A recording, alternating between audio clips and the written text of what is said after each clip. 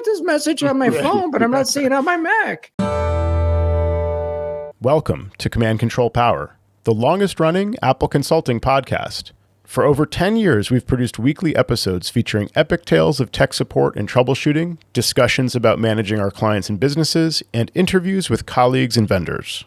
For our pro listeners, we offer Patreon-exclusive shows. This private podcast feed is tailor-made for IT professionals looking for advice and guidance on the more challenging aspects of running your practice, working with your clients and employees, and managing your fleets of devices. For a modest monthly contribution, you'll unlock a world of deeper Apple expertise, meaningful connections, and a shared passion for Apple technology. Simply visit commandcontrolpower.com and click support. Command Control Power is brought to you commercial-free thanks to the support of our community. Our VIP supporters include Adigy, Tidbits Content Network, and Cirrus Partners. Thanks very much to our VIP supporters, and thanks to all of our patrons for supporting the show. Welcome to another episode of Command Control Power. So, how was your recent trip? It was wonderful. I was in the Netherlands and Belgium. One of my best friends is Dutch, so I go there every once in a while to see him, and he had a 50th birthday party. We had a big bash. It was a lot of fun. He had 125 people there. I don't even know that many people, honestly. It's like a P. Diddy party right there. Yeah, I wouldn't associate him with P. Diddy right now. Yeah. But yeah, it was a good time. It was a lot of fun. We spent a couple nights in Netherlands, and then we went over to Belgium and did some like beer drinking, and went to a Trappist monastery, which these monks. Cool. Yeah, there are only 5 apparently in the world, I think, and these monks make beer to earn their keep inside the monastery and all this stuff, and earn a living.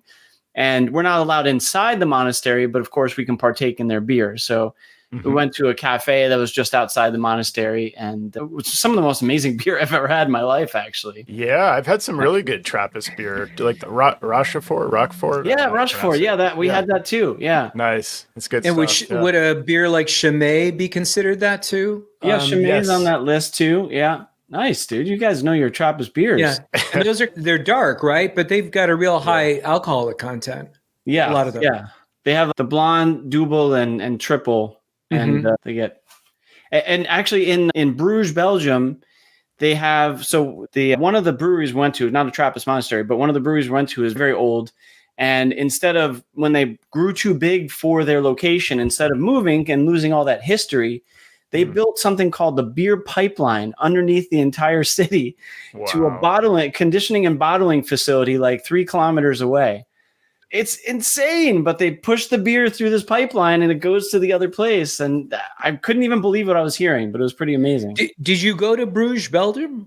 Yes. Yeah. That was hard for me to say because I was there. When we took our trip to Amsterdam, that was one of our side trips. And we spent 2 nights there, I think 3 nights. Oh, nice. Beautiful, isn't it? Yeah, it's beautiful. Yeah, the architecture is just incredible. And we went out the tower in the center of Bruges. And if you guys have I saw it right before I left. There's a great movie called In Bruges with Colin Farrell. Exactly. We watched that after the fact. Yeah. Yeah. And it cracked me up when I was there because there's some funny scenes in that movie. But yeah, and there's a Michelangelo something or other in one of those chapels, a very famous piece. I don't think I saw it. Like, we only had a day and a half in Bruges. You're a beer drinker, Sam. That's why. It's more about a beer, partaking in beer. And, now, where is Duvel? Duvel, that's another, or Duvet, or Duvel. No, Duvet is what goes on a couch or a bed. Duvel, that's another. I don't think they're Trappist, but they're a Belgian beer, I believe. I can see Jerry looking it up right now. But I'm answering a client email here. Sounds like me. Yeah, exactly.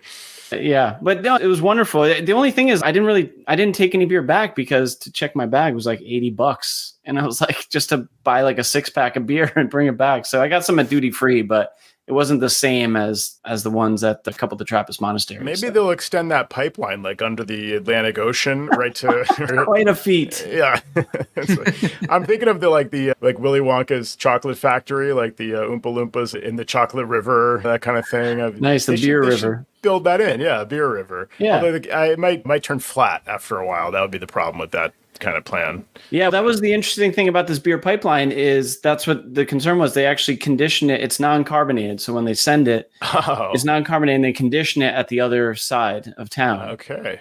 So I was learning a hell of a lot.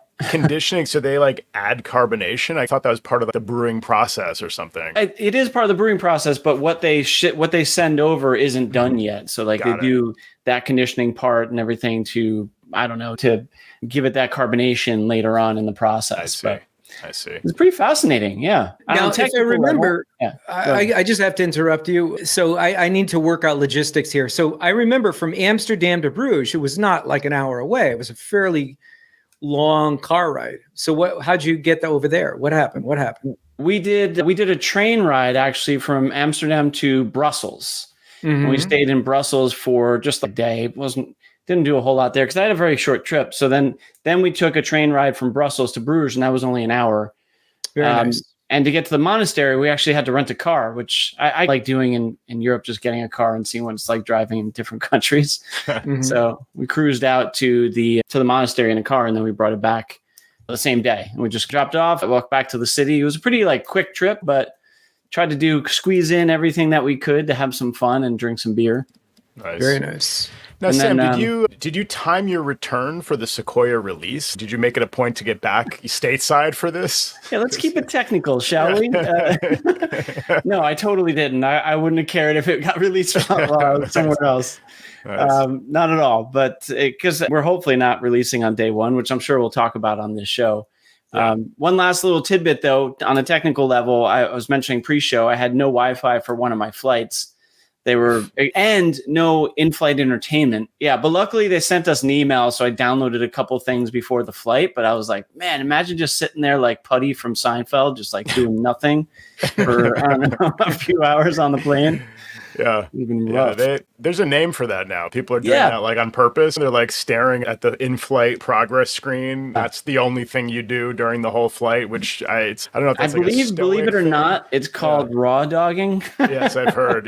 Yeah. At least read a book. Like you do something with your time or meditate, but just staring at the screen in front of you. I don't know if that counts as quality time or meditation or anything. I don't know what that accomplishes. Someone says, I did it. And it's so what? Like, what did you do really? I guess it's better than creating a disturbance. It's the alternative. But yeah, no, that's a tough one. At least you got to download some content. I watched a movie on a recent flight, Civil War, it follows press photographers around the country as our country or the United States are divided into different factions. You don't really know who the good guys are and who the bad guys are, and you just watch what might happen in that kind of end game scenario there. And it was interesting, but some of these movies on planes, you wonder why they include them. Yeah. Anything with violence and things, and I just wonder about some of the people around me that are overseeing the movie that I'm watching. It's just not always a good scene. But what do you watch on your laptop or iPad, or what's your... I bring an iPad. I don't know about you guys, but I really don't use an iPad much. But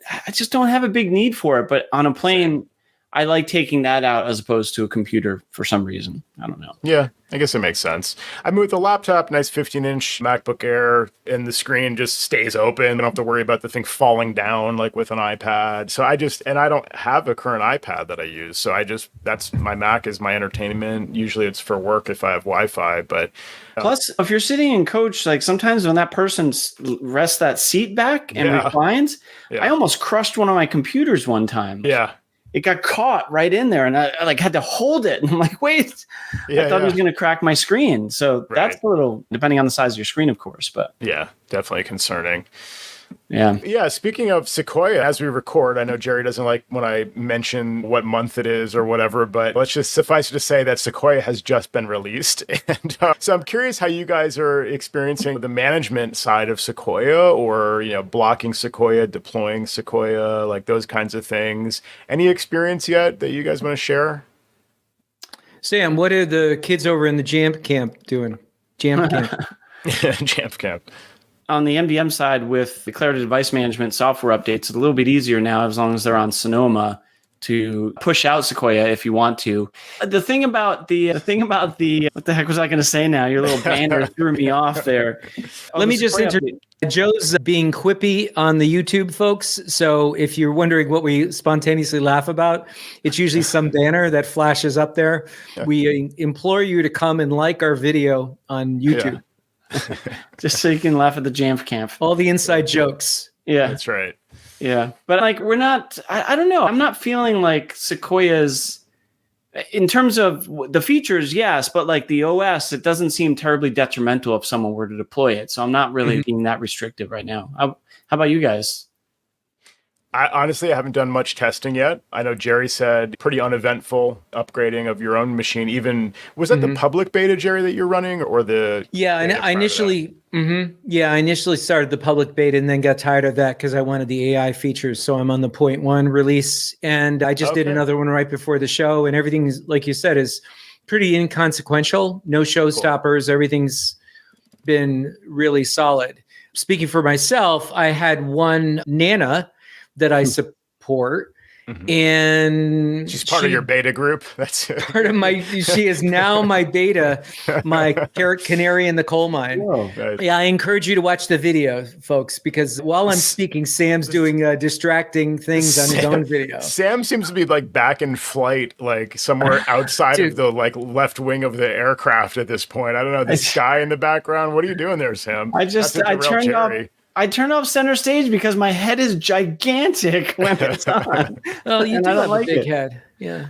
You were saying Nana's your beta tester. And yeah. So just 2 days ago, she had emailed me and said, my phone is crazy. I see all this old stuff in my inbox. And we've gone through this a million times on site, remotely. So I, knew that the iPhone screen sharing would be a game changer for her. Yeah. So I said to her, I've been running the test versions of this. I feel pretty good about the software. And so if you want to do this, I could do this for you remotely. I can install it on your Mac and you can update your iPhone and we'll schedule a session and we'll see what's going on with your iPhone. So we haven't done part 2 yet, but that's how I ended up getting a test. And so I created a unique policy and Adage for Sequoia.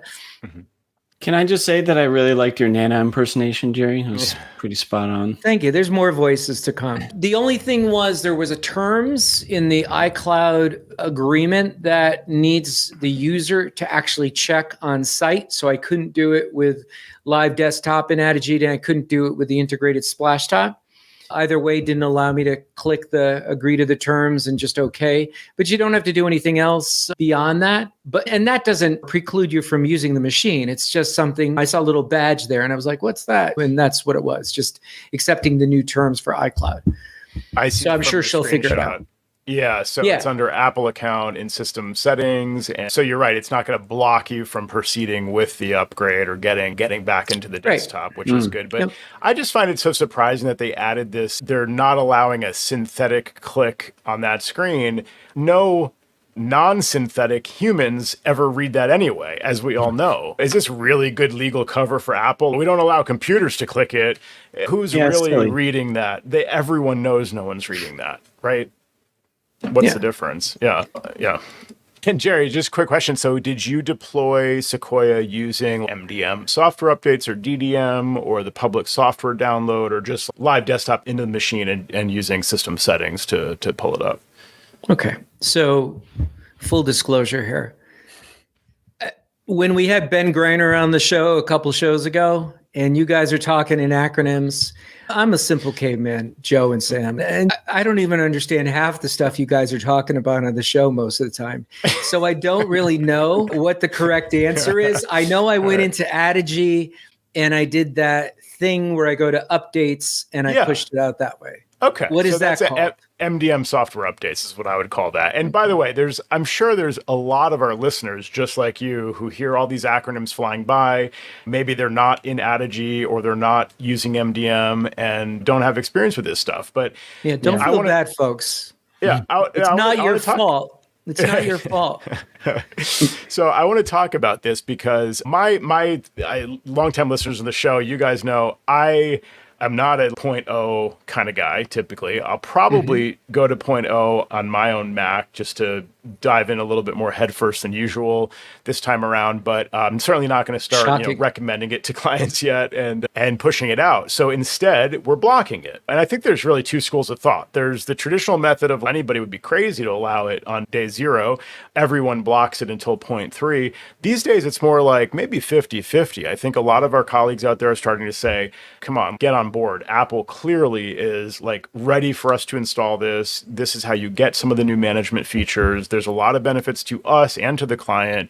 Like, the name of the game is get on board sooner than later. So let's stop being overly cautious and have a lot of fear, uncertainty, and doubt around these new OS releases. And I'm getting that. I'm moving in that direction. Yeah. But also, you want to test in your environment. You want to have Nana, your beta tester, run the latest OS and see how she likes it. You want to, in all seriousness, test it with like your users who have some kind of standard setup at your major clients. Is it going to break compatibility with Adobe Creative Cloud or Microsoft Office or some of the more obscure apps that are out there? And Jerry, you're shaking your head. So you've tested these apps and so far so good in your case. Everything works. Zoom works. Great. Teams works. Mm-hmm.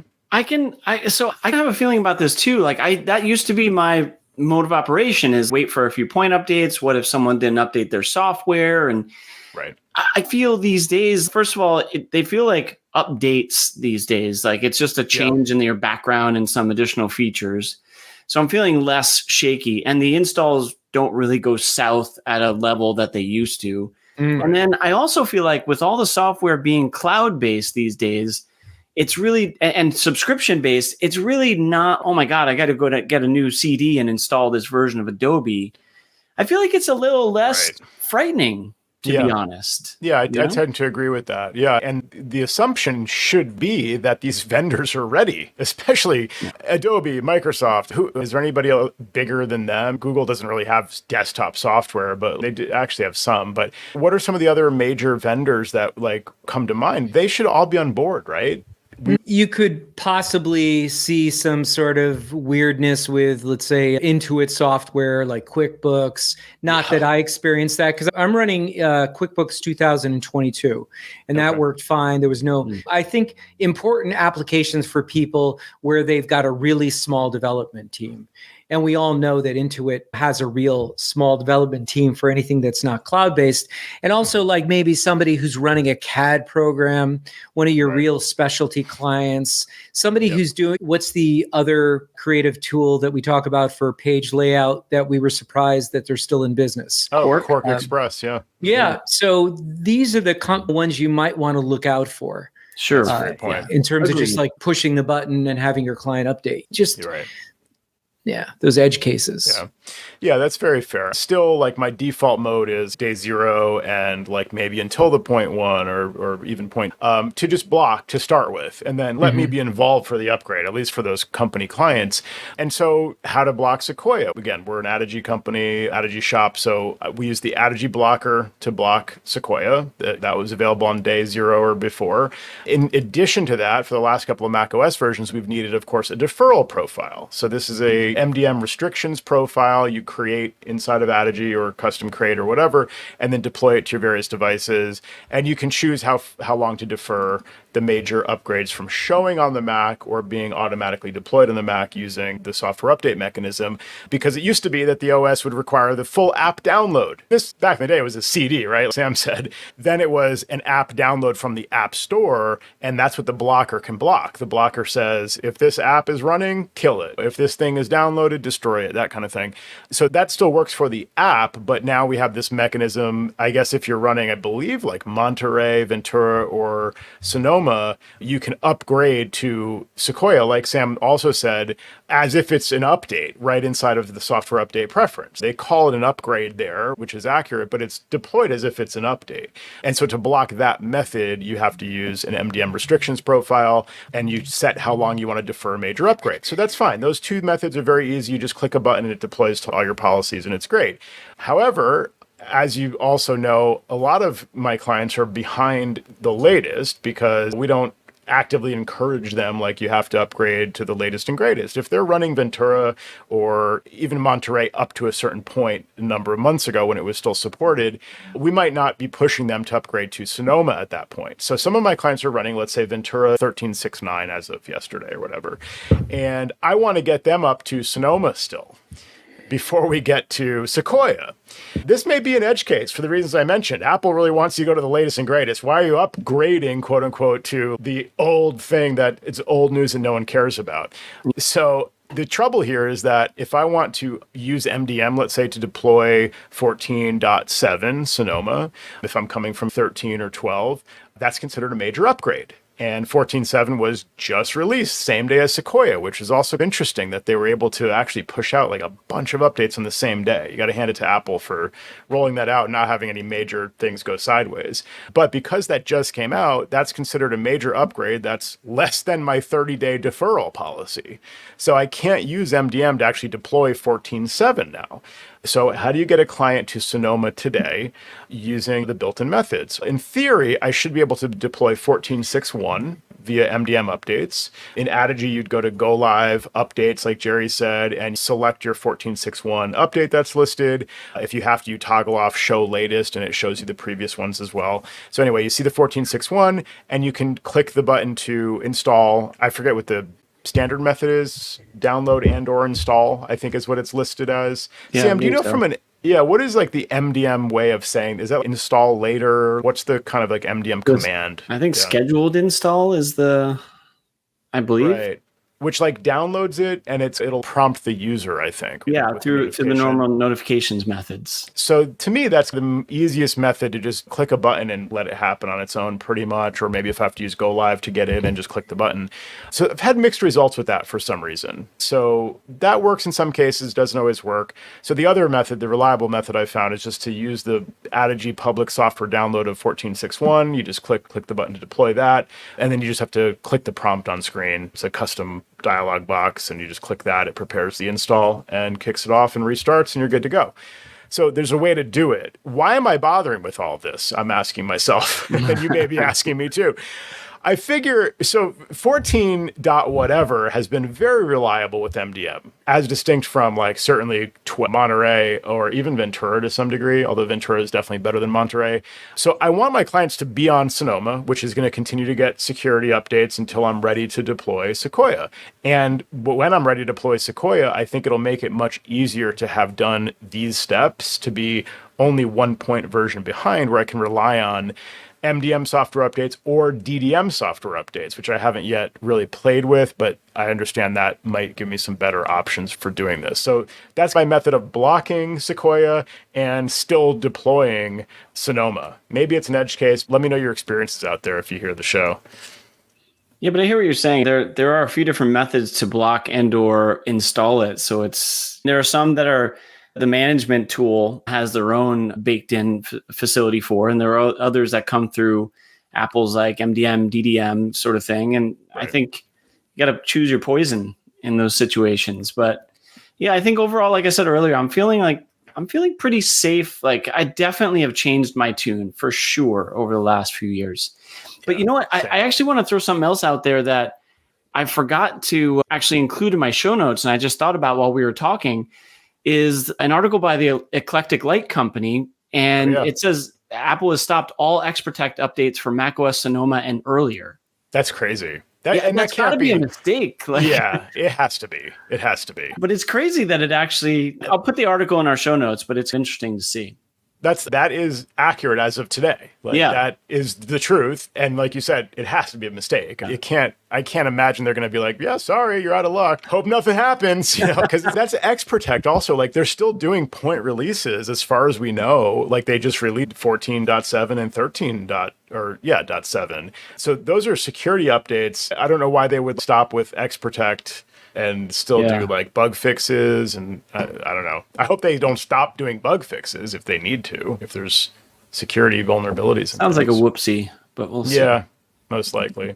Sam, I'm also trending that direction. Jerry's been leading that charge for years now with let's just let it ride, just install, upgrade, it'll be fine. And Jerry, I don't think you've ever regretted doing that, have you? You've never come back to us and said, Nor have I really lost much sleep over what iterations of the software people are on in Adigy.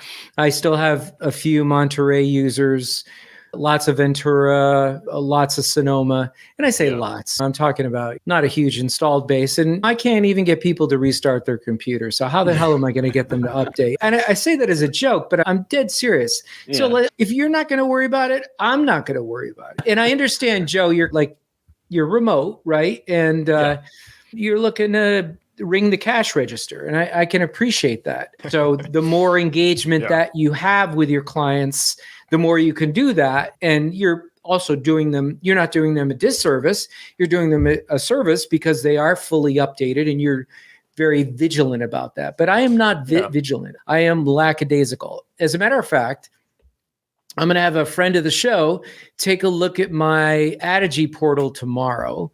Nice. And just give it a once over and say, because I'm not like you, Joe. And I'm for those listeners who don't have Adigy, apologies here. We will try to move on in a moment.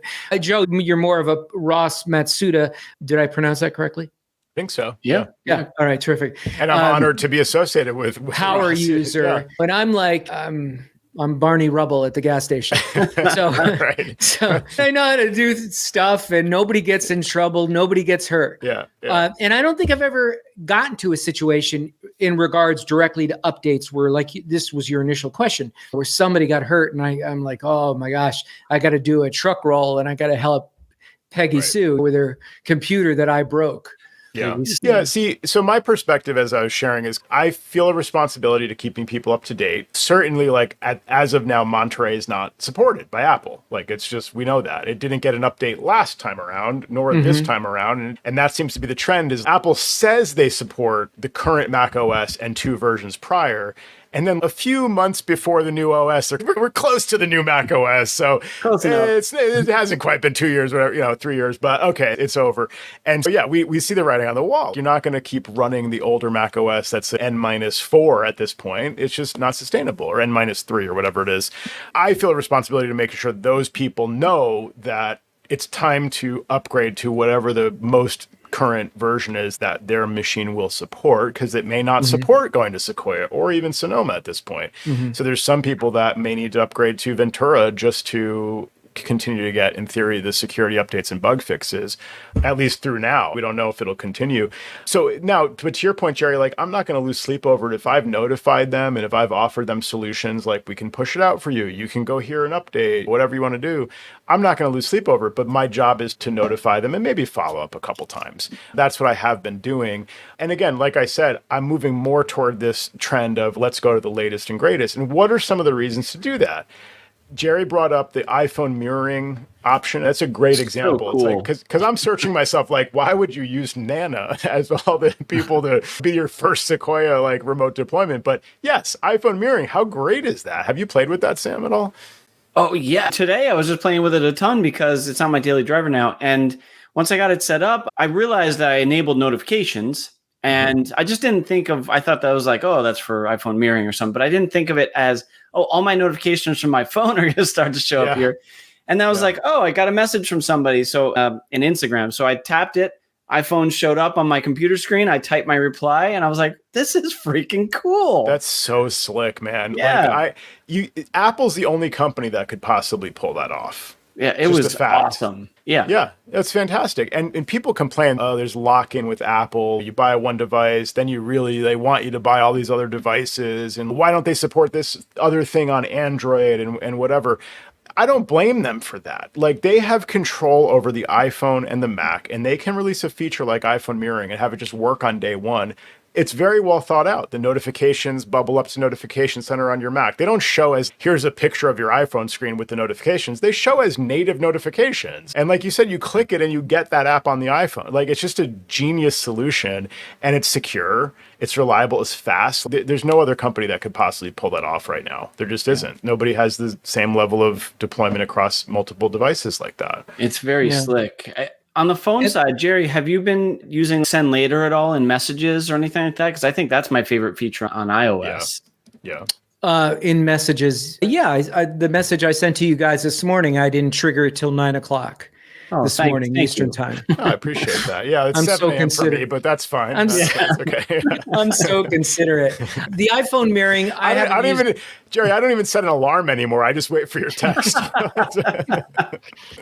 iPhone mirroring, I haven't used it a lot. It's great. One of the things is like Instagram, even if you put the Instagram app on your Mac, it doesn't have the same functionality. It doesn't quite behave the same way. You can't see comments. So you can just bounce right over to the phone, do your Instagram stuff, and just bounce right back to your Mac. And you can copy and paste seamlessly back and forth. And that's, of course, you would expect that to happen, but that's really nice as well. But like you said, you expect it to happen. It's so intuitive that there's no training. It's just, do you want to use this? Great. Okay. There's no, here's a video about how to do everything. It's just like very obvious. Yeah, it's a little tricky to get back to the home screen. Sam will tell you if you're in an app, you have to move your mouse up to the very top of the window of this, right to here. And then another bar pops up. And you get a little matrix symbol, right? Am I thinking that's correct? Yeah, I think you're right, actually. I didn't actually think about it too much, but...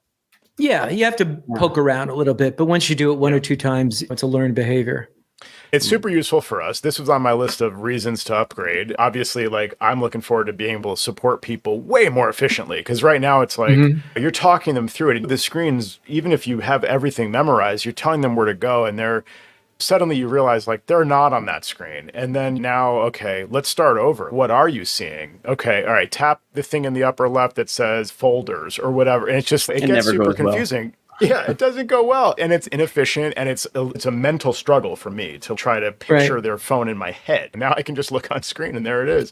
So Yeah. And just to tackle a thing that comes up quite frequently, like with clients where they're not getting their SMS messages on their Mac. And they're like, I got this message. There's a voice, Sam. I got this message on my phone, but I'm not seeing it on my Mac. Right. And it's because it's come in, and more hospitals and medical providers are using SMS. And so that's something that they really need and really want. And to just take them through the simple steps of turning that on in the iPhone, because that's where you have to do it. You could do it in 2 seconds and move on with your day instead of having a whole. Yeah, tap send and receive, and they're looking at send read receipts, and it's nope, scroll up, or is iMessage turned on? Yeah, and then they tap it. Okay, now it's turned off. No, I was just checking to see, was it turned on? Now we're fixing problems that they're creating so it's just, I'm so looking forward. So that's going to be one of the reasons that I'm going to upgrade sooner than later and start to deploy to clients sooner than later as well. And Sam, you mentioned the other one, send later, scheduled messages. Does not require the sending device to be online at that scheduled time. It actually uses Apple's servers. I didn't realize that to hold the message and send it later. Emoji reactions, I've seen both of you guys use already. The new tapbacks, new emojis also. That's always like a motivator for people. They're looking for new pictures they can send their friends and stuff like that. So these are all really important things. But the one of the major ones that we haven't touched on yet is the Passwords app.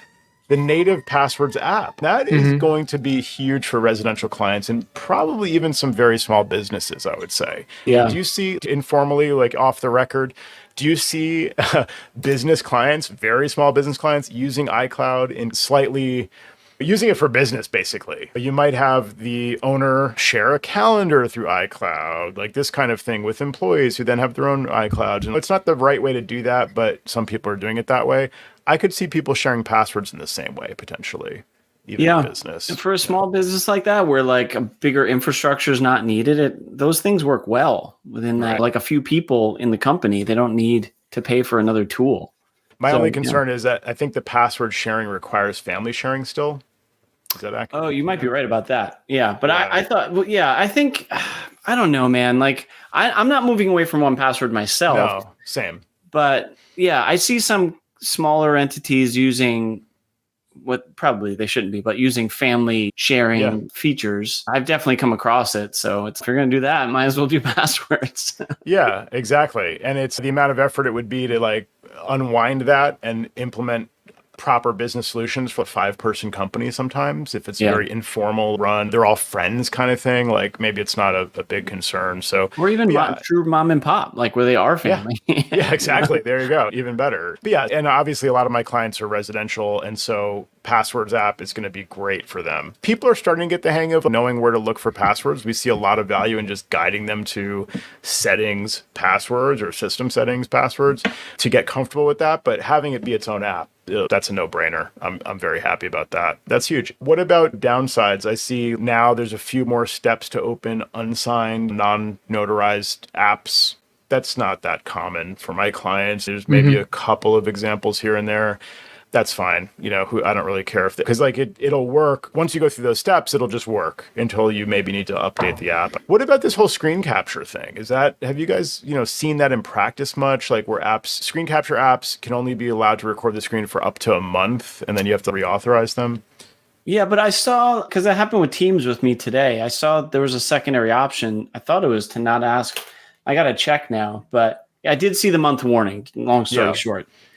You can manage that with MDM though, right? Or no? Yeah, you should be able to manage the setting to allow them to not to record the screen, but to allow that feature to not have an expiration date. Is that actually? I don't know that you can. Now that I think about it, because that is one of those privacy things all over again. And I was looking at some of the documentation. I don't think I saw that on MDM. I got to look again now.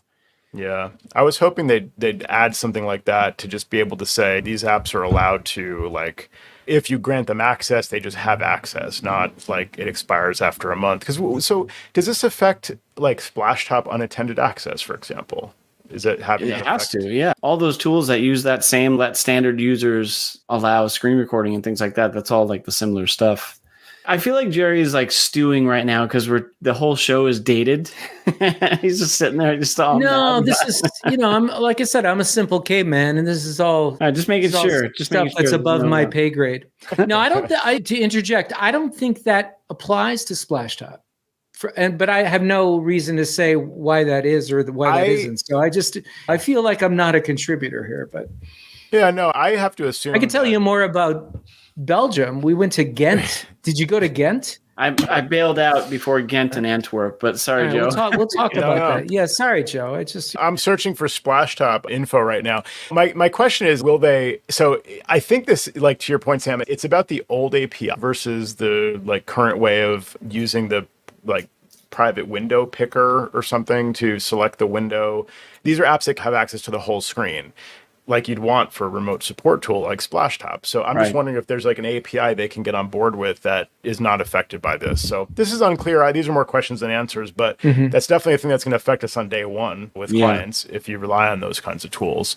As long as it doesn't affect Adigy Live Desktop, I think. That's killer. Live Desktop is awesome. So yeah, it really is. It's super. I use it every single day throughout the day. So, okay, what about, I guess there's one more positive thing that was hiking directions and routes in maps. I love hiking. I think avid hikers are probably going to be using All Trails or Gaia GPS. I love All Trails. Yeah. Same. That's where I track all my hikes pretty much. But I think this will make hiking more accessible to more people. It's if it's there, they're going to use it, and maybe it gets people into hiking. So I think this is like a Tim Cook health kind of win of a feature. I think again, it'll bubble up hiking to the surface for more people, probably.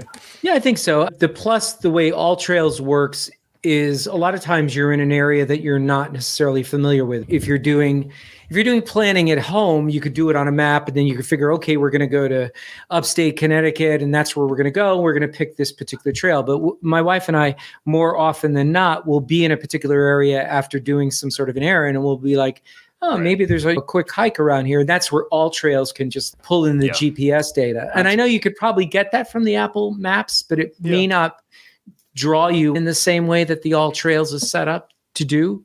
Yeah, it's better than not having it. Absolutely. Yeah, I'm a fan of All Trails as well. I think it's $10 or something like that, if I'm not mistaken. But for the offline maps and things. Yeah. You also have you used the preview thing where it you do a fly through of the actual hike. Pretty neat, like on the map, like in 3D. Cool. I don't know if it's maybe just certain. I don't know if it's available everywhere, but I've seen that a few times. It's pretty neat. All Trails is great too for reviews. Like you can look for a hike and you can say, show me hikes where people mention wildflowers. And then you can like search and you can see, oh, this review was from last week and people are saying the wildflowers are popping off. Like now's a great time to do this hike. And so you get some up-to-date info as well, which is great. But yeah, but kudos to Apple for adding stuff like that in. Because again, I think it's a win for health in general. Agreed. Yeah, it's pretty cool. As we wrap up this part of the show, I think we'll save like a talk about Apple Intelligence maybe for the next show, a little bit more about Adigy potentially. And I know, Sam, you have a story that probably fits here. And then I also want to ask you, maybe put you on the spot for next show, if we do a patron episode, to follow up on a show we discussed. We discussed some of the, like your success with pitching clients and with some of the new plans you're offering and new rates and things like that. And you said you might be willing to share some of the sort of percentage increase on those first kind of 3 or 4 clients who signed on and agreed to the new shows. This is a tease. This is supposed to get you ready so I don't put you fully on the spot in that show, and also a tease for the public to maybe check out the patron-only shows where we talk a little bit more about the numbers and the behind-the-scenes structuring, some of the wording of the pitches and negotiations, and again, plans and rates and things that go into these shows. I'm going to ask you about that next time, and I'm going to tease a few more things about our recent patron-only episode. But Sam, you had a story for this show that I think you wanted to share coming back from your vacation. Oh, yeah, I guess I can throw it in here. But basically, it was like 2 days after I got back. So we've had this client that's been teetering on, I don't know where they're going to land. They were always late paying us and all this other stuff. And then Matt just got a text instead of an email from them. And they were just like, hey, just wanted to let you know they shut their doors and they fired everybody. So I don't have a job anymore. It was nice working with you. I was like, whoa, like just like they just let everyone go and just close the doors situation. No warning, nothing, which is pretty freaking awful, I have to say. But was that one of your fancy pants New York City businesses, or did this happen somewhere in the wilds? No, this is in Westchester, actually. Okay, all right. A small company that we've been working with for years, and they always had this guy that was internal that always wanted to have his hands in everything and really wouldn't let us do things without his approval. And he was very old school. He was always like, I used to be an IT manager. And I'm like, that's never a good sign. Yeah, 20 years ago, maybe you were an IT manager. But anyway, so he left like a few weeks ago, and that should have been the sign that things were going south. But can you imagine like working for a company and they just close the door, like no warning, nothing, just bye. Isn't that horrible? That's horrible. Yeah. Yeah, it's messed up. Yeah. Sometimes motivations are dictated by finance, and sometimes behind the scenes, you may just have to draw your line in the sand and stop the bleeding immediately. They owed us money. I can tell you that. I was going to ask you that. Yeah, that's tough, man. Ugh.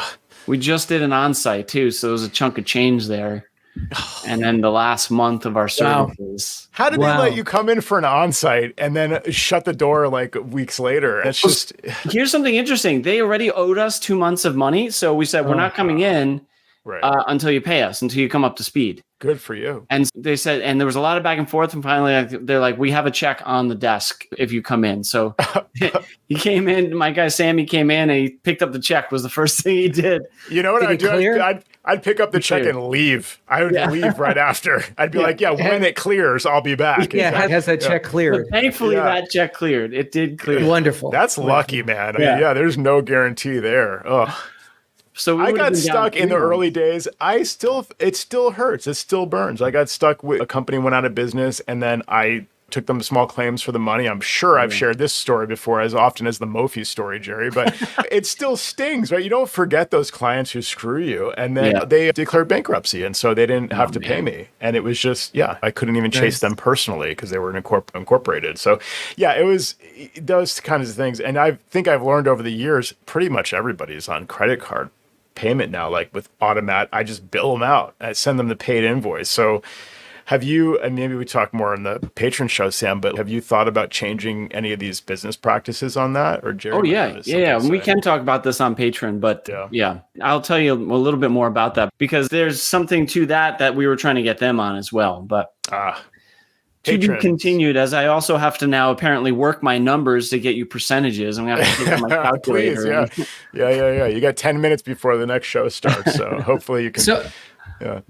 Yeah, I have something really quick to share for all the listeners out there and for you boys and gals at home. We never talked about this on the show, and it's an edge case. So I had a client who left his computer on his car and drove off. His dad was having issues where he didn't want his dad driving, and his dad disappeared, and then he found his dad, but the computer was on top of the car, and he was driving here and driving there, so he didn't know where it was. So he's a longtime Apple user, and so he locks it down, right? He designates it as lost. Mm-hmm. So he finds it. There's details to that, but he finds the computer. So he calls me up, and I said, let's see if we can do. So I met him at his office, and the screen was shot, but we were able to connect it to an HDMI large monitor, and we turned it on, and it was in the recovery screen, and we logged into Find Me, and there it was, and it knew it was in where it was in the particular location in Connecticut. And find me, whatever it takes. And we couldn't unlock it. We would give it the password and it would not unlock. So it was probably damage with the logic board that caused this not to go through that step. That's the only thing I can surmise. But it is an edge case because had he not locked it, there would have been a chance that we could have gotten the data and not had to recover it from Backblaze. Interesting. Oh, I see. Well, locking it's probably still the right move, right? Before you know otherwise. Yeah. But let's say you didn't have Backblaze. Let's say you didn't have a wonderful tech like myself in your back pocket. What would happen then? Then the guy was like completely SOL because we couldn't unlock the device. But to your point, this was an edge case, right? Yeah.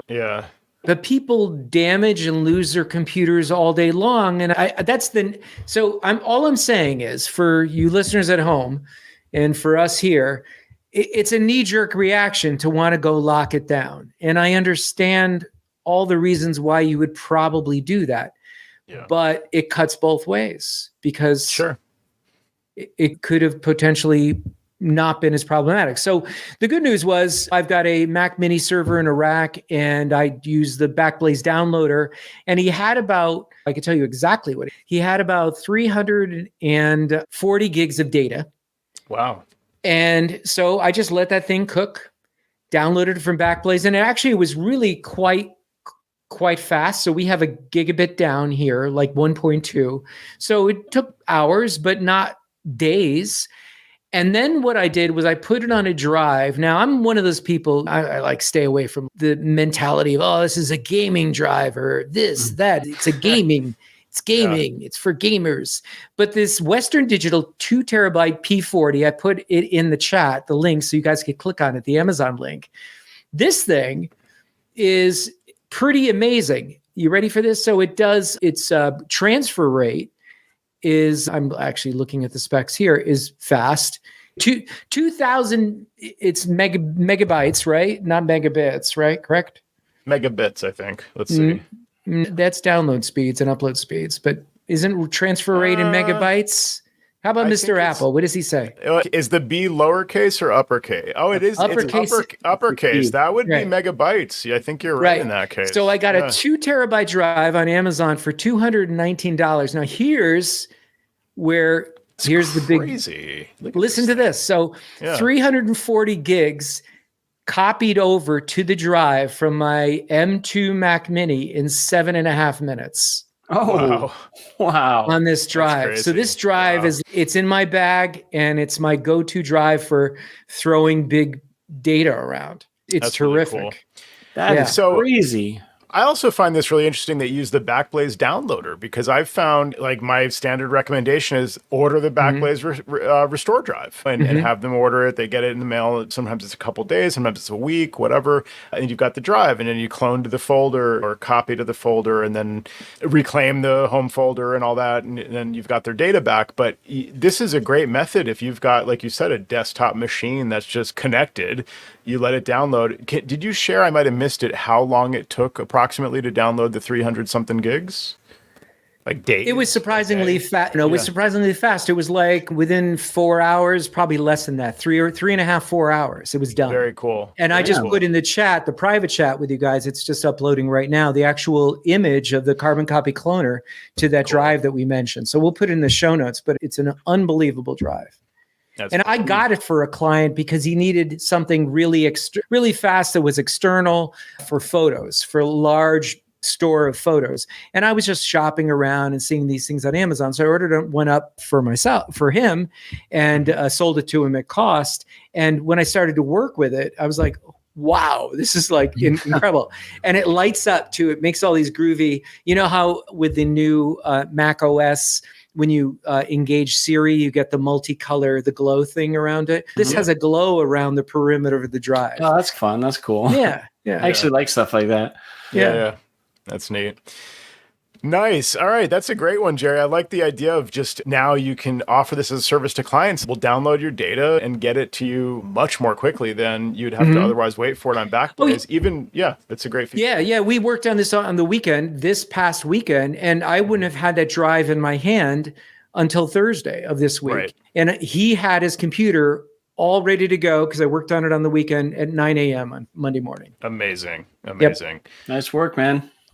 And I think following on the heels of last week's show, I'm assuming you didn't charge him for the efforts.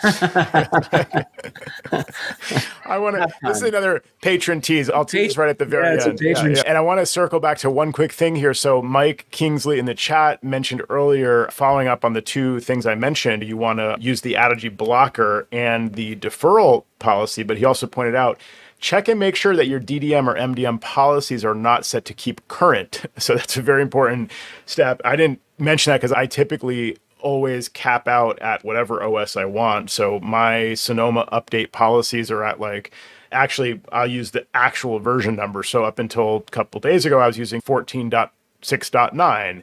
Now I'm doing 14.7. You can also do this in Adigy by saying 14.9.99. If you want it to just go to whatever version of 14 Apple might ever someday release, you can do that. You don't have to say keep current. So that's a good one. Yeah, but I like to look at it and check in the Slack and make sure you guys have tried it before I do and everything. Yeah. And they say, okay, now I'm ready for 14.7. There's no deal breakers in there.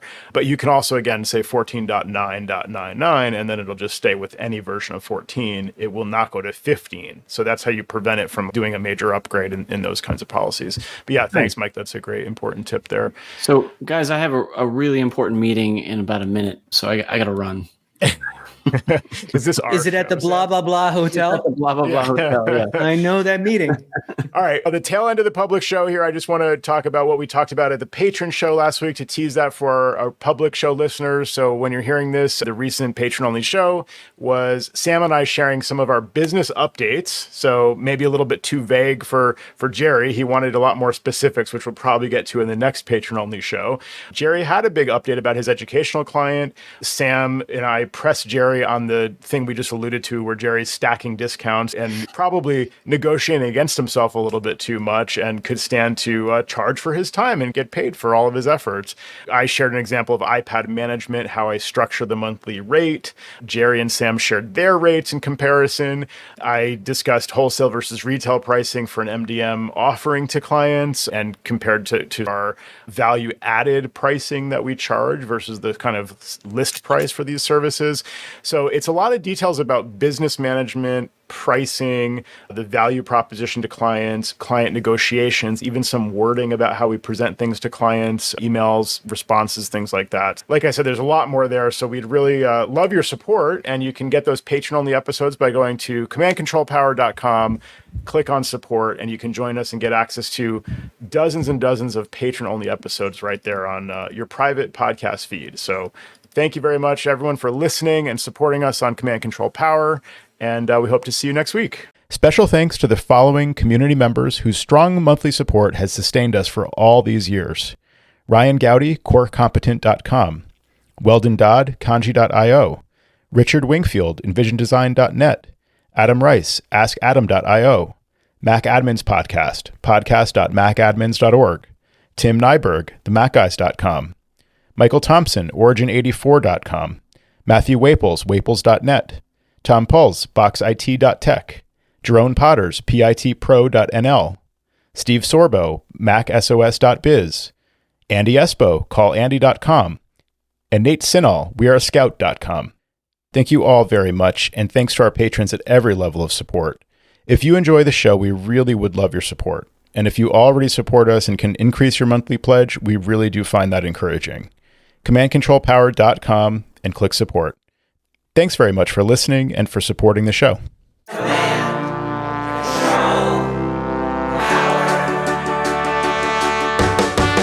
Jerry does his voices of customers of all kinds. Am I on the cloud?